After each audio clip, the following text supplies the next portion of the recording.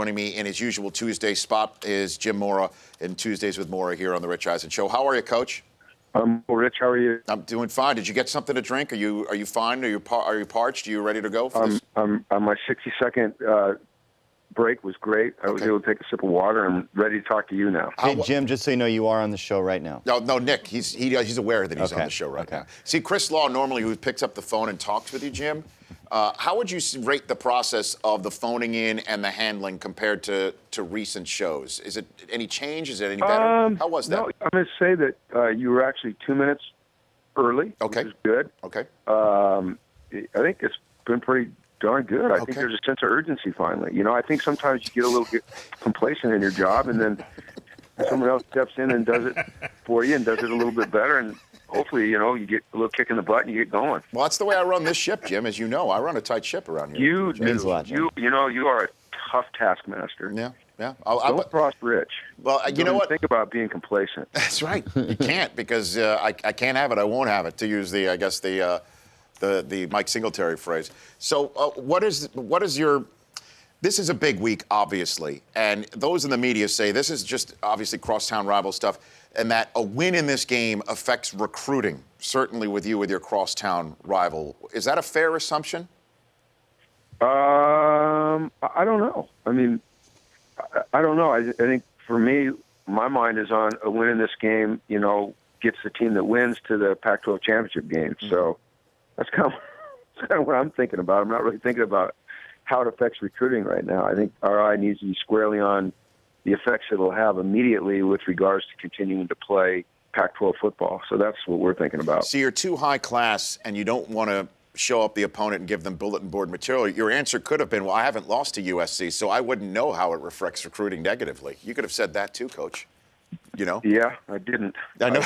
Like I said, my focus is on just preparing well this week to go out and play our best on Saturday, and hopefully we play well enough where, you know, we get a chance to win. But, you know, I know they're going to come in with the same attitude, and it's going to be a great game, and whoever executes the best and plays with the most effort and makes the fewest mistakes will win. Jim Mora joining me here in his usual Tuesdays with Mora spot here on the Rich Eisen Show. Some discussion about motivating kids and also motivating players, period, in this day and age. You've done it at both levels. We just heard Jim McElwain refer to his players as dead fish and how they looked against Florida Atlantic. And Chip Kelly talking in Philadelphia right now to local media there where they're wondering, why aren't you being a little bit more demonstrative with your players? And he said, you can't scream at players at this level.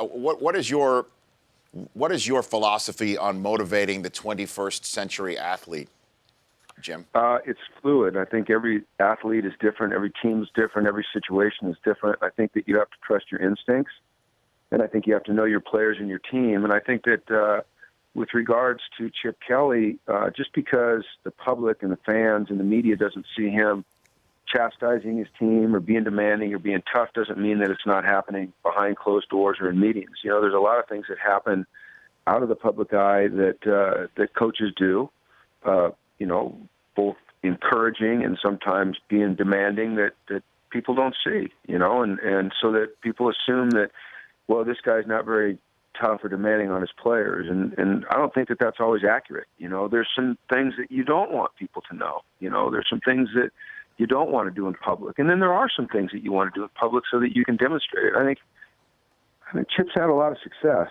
I think he knows what he's doing. So I don't think I'd question him too much. Yeah, and then there's a flip side of it this week where a player in Ohio State, Zeke Elliott, who is one of the best.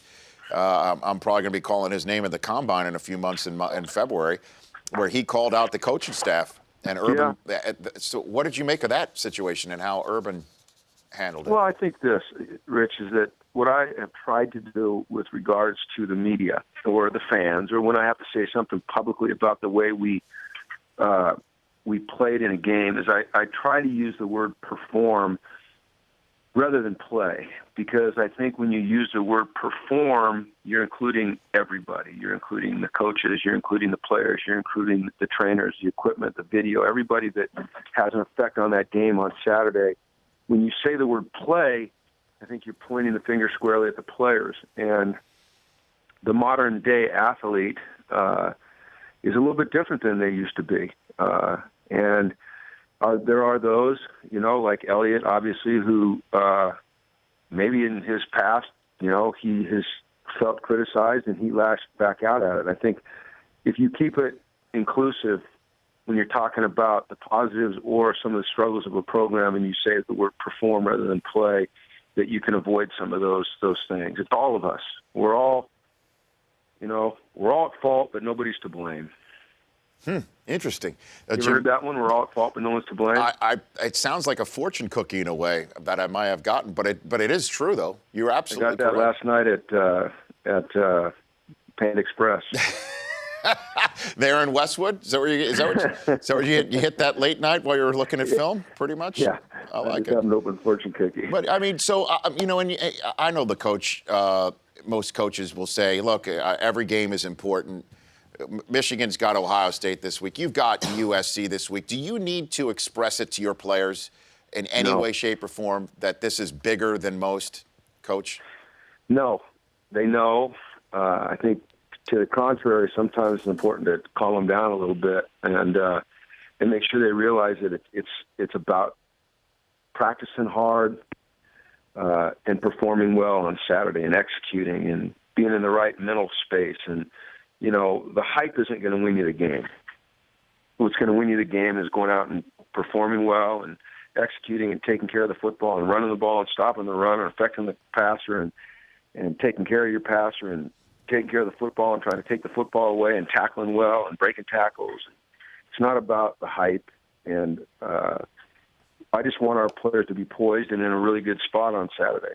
So that's kind of what we talk about. And how's your young quarterback improved throughout the year? He's done well, Rich. To think that we'd be sitting here at 8-3 with a chance to potentially play in the Pac-12 championship game with a true freshman quarterback. I don't know that there's a lot of people out there around the country that would have thought that was possible, especially with regards to losing some of the players we've lost on defense. But I think so much credit has to go to the offensive line and our backs and Noel Mazzoni and the job that he's done and Taylor. But Josh has been really, really good and really fun to work with and really impressive and learned every week and improved every week and kept his poise and stayed within himself and been a great teammate, great team member, and developing into a tremendous leader and very, very humble and hardworking and just a joy to work with. Jim Mora joining me here on the Rich Eisen Show. As usual on the Tuesdays with Mora spot, I'd like to ask you about a couple of NFL-related issues. The first one is Manziel. I don't know if you're aware, there's a new video out of it's just him partying. It looks like he's partying. There's no evidence that he's drinking, but it does look like he's having a good time on his bye week. And it's not, let's put it this way, a video that you see other NFL quarterbacks being featured in. What do you think Mike Pettine's going through right now with him? I think Jim? It's really hard on him. I think it's a distraction that he's trying to avoid. I think it's a bigger deal outside the building than it is in the building. From what my sources, not that I have sources, but the information I gather is that Johnny has been a hard worker, dedicated, focused in a building, and had a great attitude. And he's a 24, 25-year-old kid. He went out and blew off a little steam on the weekend. That's what I'm talking about, the new generation of quarterback. They're not all going to be the same. They're not all going to be robots. You would like to think that maybe they are, but they're not. And I think you're just going to have to deal with this sometimes. And, the kid has shown remarkable improvement in terms of his maturity, I believe. And maybe this is a bump in the road. Maybe it's not. Maybe we're making more of it or the media's making more of it than it really is. But I think you'll continue to see this young man improve and mature and grow into a real positive role model. I just have that feeling about him. I don't know why. I just have that feeling. But Pettine may not have the opportunity to see that maturation. He's 2-8, right? I mean, so he's sitting here thinking, Monday night, ESPN's going to be showing this game to the whole country against the Ravens, who are... Yeah, and all they're going to talk about is Manziel. There's no question. But not unless he puts McCown in there, and McCown starts playing football, and they win football Well, either games. way, they're going to bring it up, and they're going to show the pictures, I'm sure. But, Sure. I hope he gets a chance. I'd like to see us be more patient with NFL coaches. I think there's some, pretty rash moves at times. But once again, unless you're in the building and you understand the relationships and the dynamics of the building, then it's hard to It's hard to second guess. I think just as a general statement, though, I'd like to see guys get a longer go at it. But there are factors at play that we'll never know about. So, hopefully he gets a chance. I mean, he's a heck of a good football coach. Lastly, last night on Monday Night Football, there was an inadvertent whistle and then an odd rolling of the clock at the end of the game when it looked like Sammy Watkins was clearly out of bounds.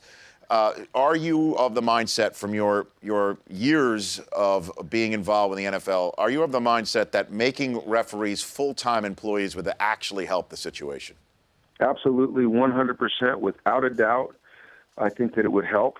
I think that you give them time during the week to decompress from a game, evaluate performance, evaluate calls, evaluate protocol, evaluate procedure, watch film of teams that they're getting ready to officiate, and have more communication with the league and really be more of a single mind and a single purpose. And I think that would definitely help on Sundays. But there's always going to be the human element. There's always going to be mistakes. They're no different than players and coaches. You get in a competitive situation in that environment against other highly motivated, highly competitive, highly intense individuals that are the best at what they do, and there's a human element. And I think that's one of the great things about sport is the human element and the drama of it. And if it's always perfect and we take all that away, are we really going to love it the way we do? Heck, I don't know. And I'm not talking about just the officials. I'm talking about the human element. There's got to be some drama, man. That's what keeps us coming back.